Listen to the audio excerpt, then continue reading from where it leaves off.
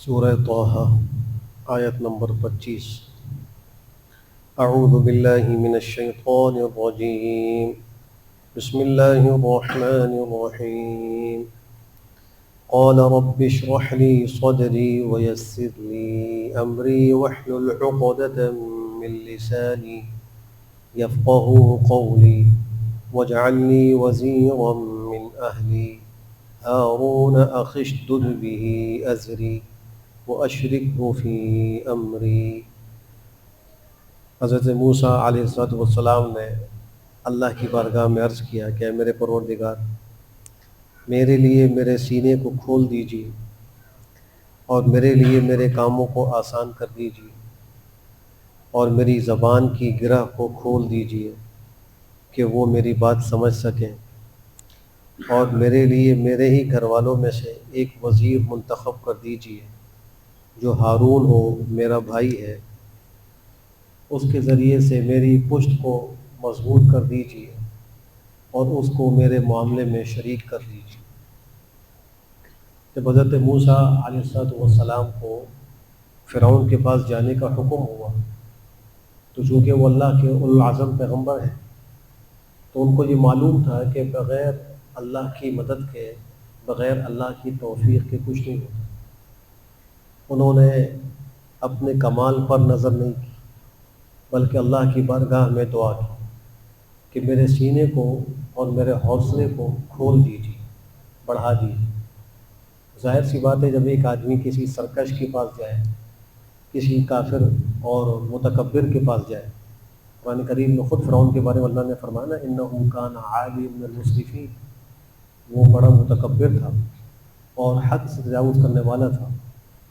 جب ایسے آدمی کے سامنے کوئی شخص جائے تو وہ دعوت کو جلدی قبول نہیں کرے اور وہ مختلف حیلے بہانے کرے گا، اعتراض کرے گا اور مختلف باتیں کرے گا۔ تو اگر حوصلہ نہیں ہوگا ان کو برداشت کرنے کا تو بات بنے گی نہیں، بلکہ اس کے جواب میں کوئی ایسی بات نکل جائے گی جو حکمت مصلحت کے خلاف ہو۔ اس سے معلوم یہ ہوا کہ داعی کو بھی اپنے اندر یہ حوصلہ پیدا کرنا چاہیے۔ جس آدمی کو دعوت دی جا رہی ہے ضروری نہیں کہ وہ آپ کی دعوت کو بے آئینی قبول کر لے، ہو سکتا ہے کہ اس پر اعتراض کرے، ہو سکتا ہے بے ادبی کرے، گستاخی کرے، اور ہو سکتا ہے کہ وہ گالم گلوچ تک آ جائے، مارنے پیٹنے پر آ جائے۔ تو پیغمبرانہ دعوت کا طریقہ یہ ہے کہ اپنا حوصلہ بڑا بلند رکھے، اپنے سینے کو بڑا کشادہ کرے، ظرف کو بڑا وسیع کرے، ان سب باتوں کو برداشت کرنے کے اللہ سے دعا مانگے۔ تو فرمایا کہ میرے لیے میرے کام کو آسان کر دیجیے، اس لیے کہ ایک مشکل کام ہے اور ایک محنت طلب کام ہے۔ اگر آپ کی طرف سے آسانی نہیں ہوگی تو پھر میرے لیے کام کرنا مشکل ہے۔ خود ہمارے نبی صلی اللہ علیہ وآلہ وسلم نے اللہ سے جو دعائیں مانگی ان میں دعا یہ تھی اللہم الطف بی فی تیسیر کل عسیر، اے اللہ ہر تنگی میں مجھ پر نرمی کر کے مہربانی کرنا۔ یہ خود اللہ کے نبی نے دعائیں مانگی ہیں۔ اور جب آپ کسی کو کسی کام کے لیے بھیجتے، کہیں دعوت کے لیے بھیجتے تو کہتے یسروا ولا تعسروا، آسانیاں پیدا کرو، لوگوں کو مشقتوں میں مت ڈالو، تنگیوں میں مت ڈالو۔ تو یہ دعوت کے بھی اسلوب ہے جو ان آیتوں سے مستفاد ہو رہے ہیں۔ تو اللہ کی بارگاہ میں اپنے کام کی آسانی کا سوال بھی کیا، کوئی دنیا کا کام ہو یا آخرت کا کام ہو، اللہ کی طرف سے جب تک آسانی کا معاملہ نہ ہو تو انسان کامیاب نہیں ہو سکتا۔ پھر کہا کہ دعا کا تیسرا حصہ ہے، تیسرا جز ہے کہ میری زبان کی گرہ کو کھول دیجیے۔ اور اس سے قصہ یہ ہوا تھا کہ جب یہ فرعون کے محل میں پرورش پا رہے تھے تو فرعون بھی کبھی کبھی ان کو گود میں اٹھایا کرتا تھا چھوٹا بچہ ہونے کی حیثیت سے۔ ایک دفعہ اس نے گود میں اٹھایا ہوا تھا، انہوں نے ایک تماچا اس کے منہ پر مارا تو فرعون آگ بگولا ہو گیا اور کہنے لگا کہ یہ تو وہی میرا دشمن ہے جس سے مجھے متنبع کیا گیا تھا، بتلایا گیا تھا کہ میری حکومت کے خاتمے کا سبب بنے گا، تو میں اس کو قتل کر دیتا ہوں۔ تو حضرت بی بی آسیہ جو ان کی زوجہ تھی، اللہ نے ان کو بڑا نرم اور اچھا دل عطا فرمایا تھا اور انہوں نے دین توحید کو قبول بھی کیا تھا، اور ان کا ذکر قرآن کریم میں بھی اللہ نے سورہ تحریم کے آخر میں فرمایا ہے، اور ان کو امرأۃ فرعون کے لقب سے ملقب کیا ہے، ان کی جو دعائیں ان کو بھی ذکر کی۔ تو انہوں نے کہا کہ یہ تو بچہ ہی ہے، بچے تو کھیل کود میں ایسا کر لیتے ہیں۔ تو فرعون کو یقین نہیں آیا تو اس نے آزمائش کے لیے ایسا کیا کہ ایک وہ برتن کے اندر، ایک ٹرے کے اندر انگارہ اور کچھ زیورات رکھے اور وہ ان کے آگے پیش کیے گئے۔ اور یہ امتحان تھا کہ یہ بچپنے کے اندر اس انگارے کو پکڑتے ہیں یا سمجھداری کے اندر اس زیور کو اٹھاتے ہیں۔ تو حضرت موسیٰ علیہ السلام کو تو اللہ نے سمجھ بہت عطا فرمائی تھی، انہوں نے اپنا ہاتھ بڑھانا چاہا زیور کی طرف، جبریل امین نے ان کے ہاتھ کو پکڑ کے بڑھایا انگارے کی طرف، ان انگارے کو لیا اور لیتی منہ میں رکھ لیا، تو اس سے زبان پر کچھ لکنت آ گئی اور کچھ گرہ سی آ گئی، جس کے بارے میں اللہ سے دعا کر رہے ہیں کہ رب اشرح لی صدری ویسر لی امری واحلل عقدۃ من لسانی، میری زبان کی لکنت کو دور کر دیجیے، اسی گرہ کو کھول دیجیے۔ اور جب فرعون کو دعوت دی تو اس وقت بھی زبان میں کچھ لکنت موجود تھی، یہی وجہ تھی کہ انہوں نے اللہ کی بارگاہ میں یہ بات عرض کی تھی کہ اللہ، جو میرا بھائی ہارون ہے وہ افصح منی لسانا، وہ اس کی زبان مجھ سے زیادہ فصیح ہے، تو آپ اس کو میرے ساتھ رسول بنا کر بھیج دیجیے، وہ میرا پشپنا ہوگا، میرا مددگار ہوگا۔ تو حضرت موسیٰ کی زبان کی وہ گرہ باقی تھی، اور اس کو فرعون نے بھی کہا کہ ولا یکاد یبین، کہ یہ تو جو دعوت دے رہے ہیں یہ تو صحیح طرح بات بھی نہیں کر سکتے۔ تو محسن نے لکھا ہے کہ حضرت موسیٰ نے اپنی اس دعا کے ساتھ جو جملہ پڑھایا تھا نا یفقہوا قولی، اس کی وجہ سے وہ مکمل لغت ٹھیک نہیں ہوئی، بلکہ اتنی ٹھیک ہو گئی کہ وہ مخاطب ان کی بات سمجھ سکے بس، چونکہ انہوں نے خود یوں کہا تھا اللہ میری زبان کی لکنت کو کھول دیجئے کہ وہ میری بات سمجھ لیں، یعنی اتنی کھول دیں کہ میری بات وہ سمجھ لیں، اگر وہ یہ بات نہ کہتے ہیں تو اللہ مکمل دور کر دیں۔ اور پھر جو چوتھا جز ہے اس دعا کا وہ ہے کہ میرے لیے میرے گھر والوں میں سے ایک وزیر مقرر کر دیجیے، یعنی میرے ایک معاون مقرر کر دیجیے۔ حدیث شریف میں آتا ہے کہ جب اللہ سبحانہ وتعالیٰ کسی بندے سے خیر کا ارادہ کرتے ہیں تو اس کو اچھا خیر خواہ وزیر اور نائب عطا فرماتے ہیں، اور جب اللہ کسی سے برائی کا ارادہ کرتے ہیں تو اس کے لیے ایک برا وزیر تجویز کرتے ہیں۔ اگر اچھا وزیر ہو، اچھا مشیر ہو تو وہ اچھے مشورے دے گا، خیر خواہی کرے گا، اور برا وزیر ہو تو وہ اس کو غلط راستے پہ چلائے گا، غلط مشورے دے گا، اور نتیجہ یہ ہوگا کہ وہ نقصان اٹھائے گا، تکلیف میں پڑے گا۔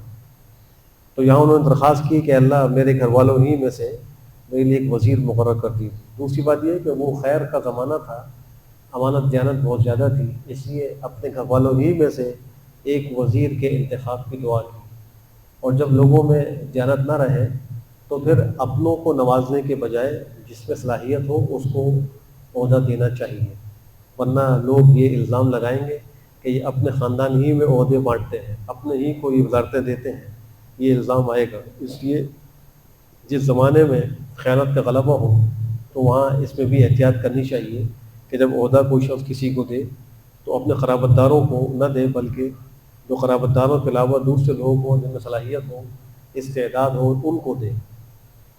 ہارون اخی، خود وزیر کی تعیین بھی کر دی کہ وہ میرے بھائی ہارون ہو۔ ہارون حضرت موسیٰ سے عمر میں کچھ بڑے تھے۔ اشدد بہ ازری، اس کے ذریعے سے میری پشت کو، میری کمر کو مضبوط کر دی، وہ اشرک فی امری، اور اس کو میرے کاموں میں شریک کر دی، یعنی میرے جو یہ دعوت کا، نبوت کا جو سلسلہ اور کام ہے اس میں شریک کر دی۔ کئی نسبحک کثیرا ونذکرک کثیرا، تاکہ ہم آپ کی تسبیح کریں بہت زیادہ اور ہم آپ کا ذکر کریں بہت زیادہ۔ معلوم یہ ہوا کہ اگر ایک آدمی اکیلا کوئی عبادت کرتا ہو، اکیلا ذکر کرتا ہو، تو اس کا وہ اثر نہیں ہوگا، جب وہ ذکر کرے اور ماحول سازگار ہو اس وقت جو اثر ہوگا وہ کہیں زیادہ ہو، تنہا ذکر اور تنہا تسبیح۔ تو اس سے یہ بھی معلوم ہوا کہ انسان کو اپنا ماحول جو ہے وہ سازگار بنانے کی کوشش کرنی چاہیے۔ جب ماحول سازگار ہوگا تو پھر عبادت کرنا آسان ہوگی۔ یہی وجہ ہم دیکھتے ہیں کہ جب انسان ماحول میں نہیں ہوتا، اکیلا ہوتا ہے، گھر میں ہوتا ہے، تو اس سے معمولات پورے نہیں ہوتے، نہ تلاوت پوری کر سکتا ہے، نہ نماز پوری کر سکتا ہے۔ لیکن جب وہ ماحول میں جڑا ہوا ہوتا ہے اور ماحول دین کے لیے سازگار ہو، نیک ماحول ہو، تو اس کا اثر یہ ہوتا ہے کہ وہ نیکی کے راستے پر زیادہ تیزی کے ساتھ چلتا ہے، زیادہ اہتمام کرتا ہے۔ اس لیے نیک صحبت کا اختیار کرنا، اپنے ماحول کو نیک بنانا اور اس کی فکر کرنا یہ بھی بہت ضروری ہے، تاکہ ہم زیادہ تسبیح کریں اور زیادہ اللہ کو یاد کریں۔ انک کنت بنا بصیرا، بے شک اللہ آپ تو ہمیں دیکھنے والے ہیں، ہم تو آپ سے پوشیدہ نہیں ہیں، ہر چیز آپ پر واضح ہے۔ قال قد اوتیت سؤلک یا موسیٰ، اللہ نے فرمایا کہ اے موسیٰ تمہاری مانگی ہوئی چیزیں تم کو دے دی گئی، تم نے جو جو سوالات کیے وہ سب ہم نے تم کو عطا کر دی۔ وَلَقَدْ مَنَنَّا عَلَيْكَ مَرَّةً أُخْرَى، اور بلا شبہ ہم نے تم پر اے موسیٰ دوسری مرتبہ بھی احسان کیا۔ اِذْ أَوْحَيْنَا إِلَىٰ أُمِّكَ مَا يُوحَىٰ، جب ہم نے وحی کی تمہاری والدہ کو جو وحی کی جا رہی، یعنی آگے بھی ذکر کی جا رہی۔ یہ وہی قصہ ہے کہ جب یہ پیدا ہوئے تھے اور فرعون کو نجومیوں نے کہا تھا اس کے خواب کی تعبیر میں کہ بنی اسرائیل کا ایک بچہ پیدا ہوگا جو تمہاری بادشاہت کے خاتمے کا سبب بنے گا، تو اس نے بنی اسرائیل کے بچوں کو قتل عام شروع کر دیا۔ اسی زمانے میں حضرت موسیٰ کی پیدائش ہو رہی ہے، تو اللہ ان کی والدہ کو یہ الہام کر رہے ہیں کہ تم اس بچے کے ساتھ کیا معاملہ کرو گے۔ أَنِ اقْذِفِيهِ فِي التَّابُوتِ فَاقْذِفِيهِ فِي الْيَمِّ فَلْيُلْقِهِ الْيَمُّ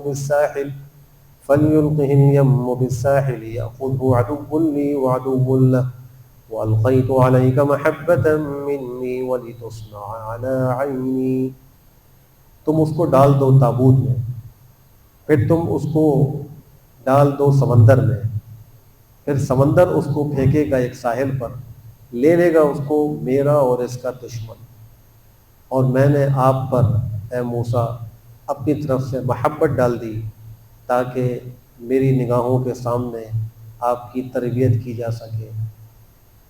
حضرت موسیٰ کی والدہ کو یہ حکم ہوا کہ جب آپ کو خطرہ محسوس ہو تو اس بچے کو ایک تابوت میں ڈال کر اس تابوت کو دریا میں ڈال دیں۔ جب یہ پیدا ہو گئے اور ان کو یہ خدشہ ہوا تو انہوں نے ایک کپڑے میں لپیٹ کر ایک تابوت میں ان کو ڈالا اور اس تابوت کو انہوں نے دریا میں ڈال دیا۔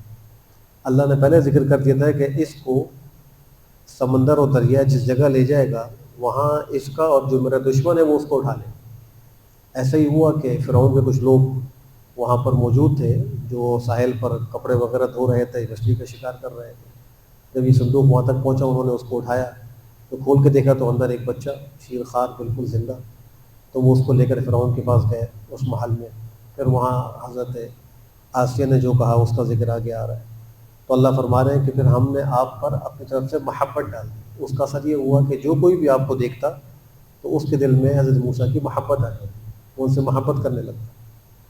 اور ان سب باتوں کا مقصد کیا تھا؟ اللہ فرماتے تاکہ ہماری نگاہ رحمت کے سامنے آپ کی تربیت کی جا سکے۔ اذ تمشی اختک فتقول هل ادلکم علی من یکفلہ فرجعناک الی امک کی تقر عینها ولا تحزن وقتلت نفسا فنجیناک من الغم وفتناک فتونا فلبثت سنین فی اہل مدین ثم جئت علی قدر یا موسیٰ، جب چل رہی تھی آپ کی ہمشیرہ بس وہ کہہ رہی تھی کہ میں تم کو بتلاؤں ایسی ذات جو اس کی کفالت کرے، پھر ہم نے آپ کو لوٹا دیا آپ کی والدہ کے پاس تاکہ ان کی آنکھیں ٹھنڈی ہو جائیں اور وہ غم نہ کریں۔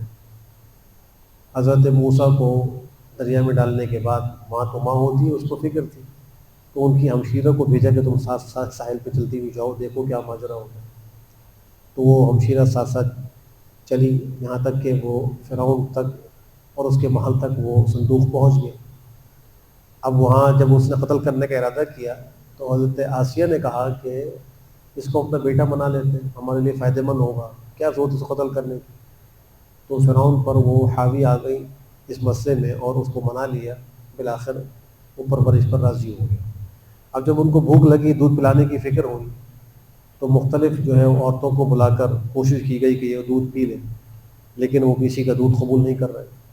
تو اس موقع پر ان کی ہمشیرہ نے کہا هل ادلکم علی من یکفل، کہ میں تم کو بتلاؤں وہ جو اس کی کفالت کر سکے، آئیں جہاں یہ پرورش پا سکے۔ تو لوگوں نے کہا کہ ضرور بتلاؤں۔ تو وہ ان کو لے کر کہا کہ محلہ ہے وہاں پر ایک گھرانہ ہے، ہو سکتا ہے کہ ان کی کسی خاتون کا یہ دودھ قبول کر لیں۔ تو اپنی والدہ کو بلا کے لے کر آئی، یہ ظاہر نہیں کیا کہ میری ماں ہے، یہ اس بچے کی ماں ہے، حکمتاً۔ جب وہ لے کر آئی ہیں تو حضرت موسیٰ کی والدہ نے ان کو سینے سے لگایا اور ان کو دودھ پلایا تو وہ دودھ پینے لگے، دودھ قبول کر لیا۔ تو فرعون نے کہا کہ ہم تمہارے لیے وظیفہ بھی مقرر کریں گے اور یہاں کمرہ بھی مقرر کریں، تم یہیں رہو اور اس بچے کی پرورش کرو۔ انہوں نے کہا کہ نہیں، میرے تو بچے ہیں، میرا اپنا گھر ہے، آپ میرا وظیفہ جاری کر دیں، بچے کو میں ساتھ لے جاؤں گی اور ماں اس کو دودھ پلاؤں۔ تو فرعون اس کے اوپر راضی ہو گیا. چنانچہ حضرت موسیٰ کو وہ خود لے کر اپنے گھر آ گئی.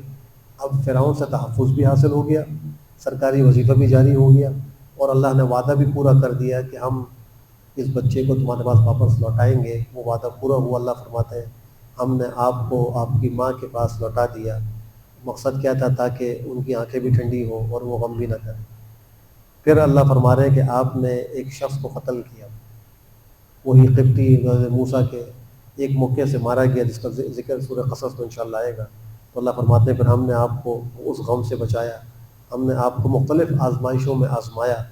پھر آپ چند سال اہل مدین میں رہے. اس کا قصہ بھی آگے آئے گا, جب موسیٰ اور اس کے سرداروں نے فرعون اور اس کے سرداروں نے حضرت موسیٰ کو قتل کرنے کی سازش کی, مشورہ کیا. تو ایک شخص کے خبر دینے پر یہ وہاں سے روانہ ہو گئے, مدین چلے گئے اور وہاں کئی سال رہے. پھر اللہ فرماتے ہیں تم آئے علی قدر, ایک مقدار پر اے موسیٰ, یعنی ایک وقت کے بعد تم آئے اے موسیٰ, اور تمہاری میں نے تربیت کی, تم کو میں نے چنا. وصنعت, تم کو میں نے منتخب کیا اپنی ذات کے, تم کو میں نے چن لیا. تو حضرت موسیٰ کو اللہ نے اپنی رسالت کے لیے چن لیا. یہ قصہ حضرت موسیٰ کا طویل ہے, انشاءاللہ بلکہ قصہ اگلے درس میں کروں گا. اللہ ہم سب کو بہتر عمل کی توفیق نصیب فرمائے. الحمدللہ رب العالمین والعاقبۃ للمتقین والصلاة والسلام علی خیر خلقہ محمد وعلی آلہ وصحبہ اجمعین. ربنا آتنا فی الدنیا حسنہ وفی الآخرۃ حسنہ وقنا عذاب النار. اے اللہ ہمارے صغائر و کبائر کو معاف فرما. اے اللہ پوری امت مسلمہ کے سارے گناہوں کو معاف فرما. اے اللہ ہم تمام گناہوں سے توبہ کرتے ہیں. اے اللہ ہماری توبہ قبول فرما, ہمیں اس توبہ پر استقامت کی توفیق نصیب فرما. اے اللہ ارحم الراحمین ہمارے بیماروں کو شفا صحت عافیت نصیب فرما. اے اللہ ہمارے صحت مندوں کی صحتوں کی حفاظت فرما. اے اللہ ہمارے مرحومین کی کامل مغفرت فرما. اے اللہ ہم سب کو مرنے سے پہلے آخرت کی خوب تیاری کی توفیق نصیب فرما. اے اللہ ارحم الراحمین جو پریشان حال ہے ان کی پریشانیوں کو دور فرما. اے اللہ مظلوم مسلمانوں کی مدد فرما, بالخصوص اہل فلسطین اہل غزہ کی مدد فرما. دنیا میں جہاں کہیں بھی مسلمان ہیں اللہ مظلوم ہے, پریشان ہے. اے اللہ ارحم الراحمین ان کو ظلم سے نجات نصیب فرما, پریشانیوں کو دور فرما, چین سکون عافیت راحت نصیب فرما. اے اللہ ارحم الراحمین ان حاضرین کے دلوں میں جو بھی جائز خواہش اور مراد ہے اس کو غیب سے پورا فرما. اے اللہ جملہ مشکلات کو آسان فرما. اے اللہ تمام نیک مقاصد میں کامیاب فرما.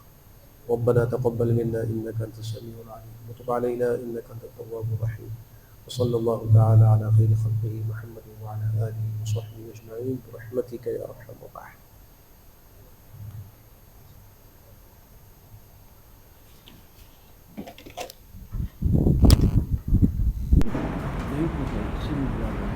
اچھا